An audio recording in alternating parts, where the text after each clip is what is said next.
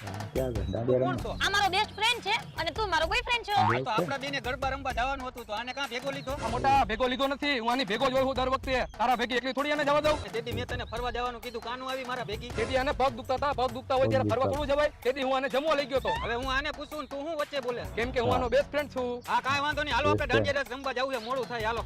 એટલે આપણે દાંડિયા રસ રમવા જઈએ, આ બળવા નહીં. તારા બોયફ્રેન્ડ જો ને વાઈટ જબો પહેર્યો હોય. શું બોલ્યો શું બોલ્યો? કાંઈ નહીં, આપણે મોડું થાય, હાલો.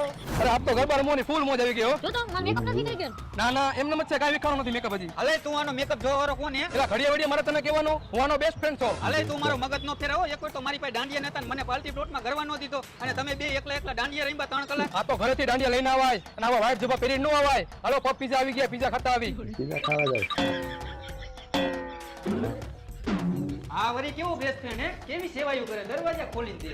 મારે ક્યાં બેહવાનું? અને બે ખુરશી ખાલી અહીંયા બેસી જા, કા પછી નીચે બેસી જા. ઓ નીચે બેસી જા